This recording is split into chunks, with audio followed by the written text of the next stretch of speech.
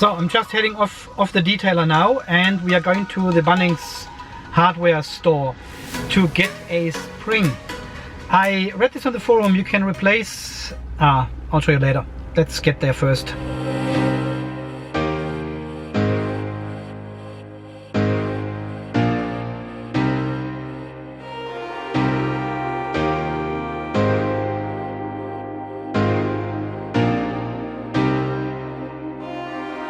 So we are now in the underground car park here at Bunnings in somewhere, I don't know where I'm in actually. I will have a lot of Century events happening here, I guess. There's a footpath in front of us here, and that's the main entrance to the shop. Well, let's see.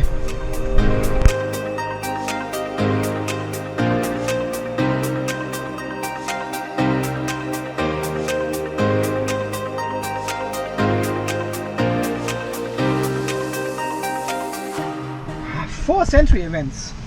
4! Ooh.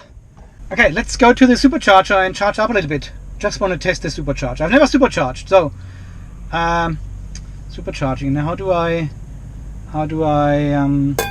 navigate? Okay. How do I find superchargers here? I know it's here, but how do I...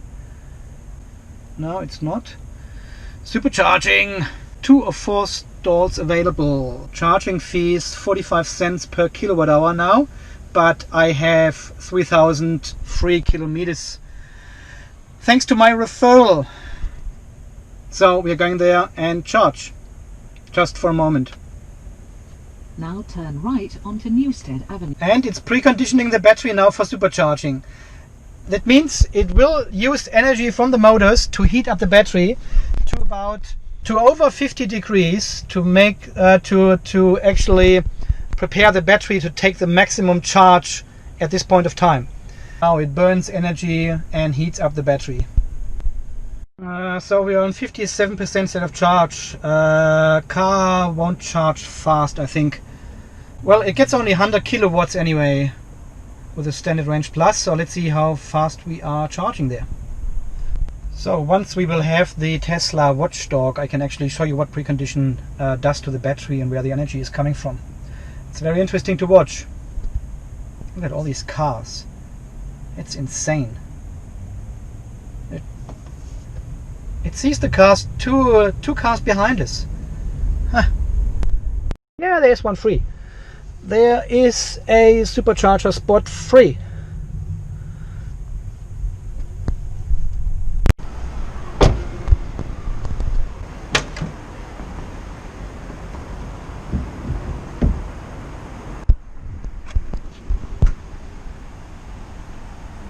So, communicating. Okay, let's see what it says. Current session. Okay, it's ramping up now. We are supercharging. First time ever supercharging. We're getting 29 kilowatts only. I think the battery is totally cold. That's insane. Yeah, that's not gonna work. That is slower than... Ah, here it comes. Hang on. Is it going up? Yeah. I think it's heating up the battery now. 40. 50. Here we go. 400 kilometers an hour. Supercharging in the rain. How does that work? Okay, to 90% it will take 25 minutes. But... well, it doesn't go any further than 56 kilowatts. I think the battery is too cold. I could still see a region limit here once we left the detailer, actually. So that's not gonna be too fast here. See, it says I have used already 45 cents now. But on the app, let's have a look on the app. Supercharging, 51 kilowatts. And if you go to the loot box here, you have 3 supercharger kilometer remaining, 3,000. I've charged 11 kilometers already. Okay, let's go to the bathroom and check later. I really never thought coming out of the shop here and charging my own Model 3 here. That is insane. It is charging. Hey, EBU 45U. There you go.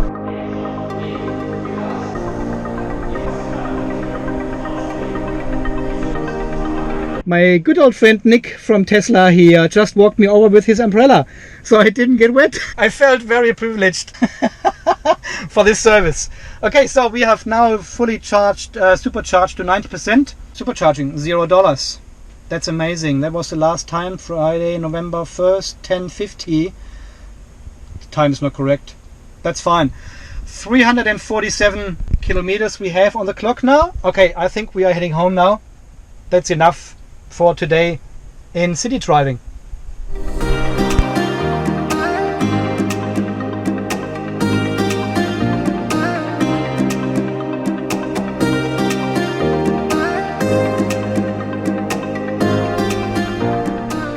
Originally I had an appointment with Tesla this morning to check out all the little bits and pieces here which are wrong. They have cancelled the service appointment on the app. There's nothing on the app anymore. It just disappeared after we had conversation via text message and emails though. So they're saying all these issues I complained about are all cosmetic. This is not like technical issues like screen is not working, things like this, you know. They're all cosmetic and the body shop will look after it. So now I have an appointment in 2 weeks time with the body shop. They will fix all the panel alignments I complained about and also repaint the front bumper to get rid of all the scratches and chips the bumper has. Well, the only problem is they want the car for 3 days and they don't have any loan cars available. So what Tesla has done is has offered Uber vouchers. I said, okay, that's fine, but you know roughly where I live, you know, that's halfway to Woomba. That's an 80 kilometer drive, 1.5, 2 hours drive easily to get to my place and back to the city here. That's 2 hours. That is 4 hours then. Well, they still went ahead and offered these vouchers now. So I had a look on the Uber app. You can get from my place to City Brisbane here to Eagle Farm where the body shop is. It will cost $160 and then another $160 for picking me up again when the car is ready. So that's $320 all in total. And I don't even know if there's an Uber coming out to my place to pick me up. They may think this is a scam or something, you know. Someone must be driving from the city here to my place, halfway to Woomba, then pick me up and then drive me back to the body shop. I have no idea if this works. When I look on the Uber app, it tells me there are no Uber cars available in my area. So I could not book a pickup from my place to Brisbane here at the moment because there are literally no cars available. The nightmare is not over yet. Guys, I have forgotten to reset my trip meter here, so we don't get any numbers of today because I have done 5, 6, 7 different trips because I've never used trip A, so I should have reset this one, but I did not, so I can't give you any numbers. Still need to get used to all this technology here. Well, I'm just watching Tony Seba here talking about the clean disruption in energy and transport sectors. Brand new video came out 1 day ago. I'll link it down below in the description as well. You have to watch it. It's amazing. This guy has predicted a lot of things and they all came true. And now he's talking about autonomous vehicles, and 44 corporations are working on autonomous driving at the moment. This is just insane. Look at all these companies working on the same technology.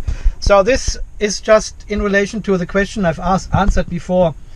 It will come. and he's predicting 5 years time. That's what I said. That's what I said this morning. So 5 years time. Watch this video. It's insane. It is insane. We are here. Disruption is here, and it's coming fast. So very interesting. I'm driving in Autopilot here in the city. You need to pay a lot of attention. A lot. It is pretty like this one. Very close. It is a bit jerky here with braking and seeing things. Okay, we've got wet roads now. A little bit of rain. It needs still a lot of work. It works kind of, but it needs a lot of work still. So we are now back in traffic here on the motorway. It's usually 90 kilometers per hour here. Construction work and, well, stop and go traffic. That's where the Autopilot shines. It takes the hassle totally out of driving. Very convenient. You don't need to pay attention at all. You can play a game. You can go sleep. Just keep your hands on the wheel or your feet, wherever you sit, and the car does it for you. No problem at all. Amazing. I still pay attention, of course.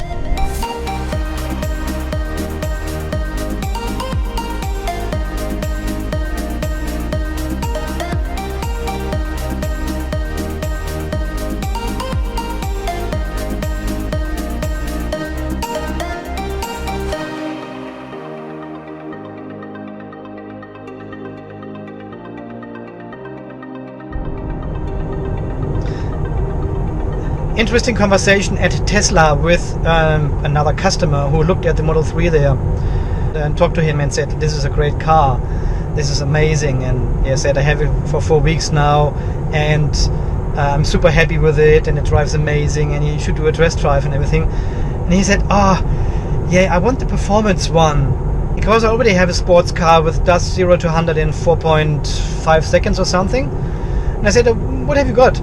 I said, his wife is driving a Mercedes AMG and it's very fast, he said. I said, yeah, but not that fast as the Model 3's performance. They are a lot faster and they're on the spot fast, not like revving an engine and all this kind of stuff. He said, yeah, I've got some time. The car is over in the service and he has 2 hours time to kill. So he came over to Tesla and had a look at the cars there. Can I ask how much you pay for the service for this AMG over there? And he looked at me and raised his eyebrows and said, this is just a small service now. This is $1,200 plus material. So plus oil, plus the little bits and pieces. So $1,500 he reckons that's for the small service every year, just for this car. And then he asked me, what about the service cost for the Model 3? And I said,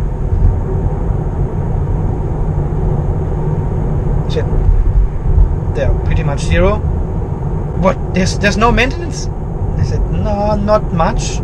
So you fill up your washer bottle for the windscreen wipers, and you check your tires from time to time, and have a look on the glass outside for cracks. What you do with cars, nothing special. And he said, yeah, but how much do Tesla charge when you bring it in once a year for an inspection, for a service?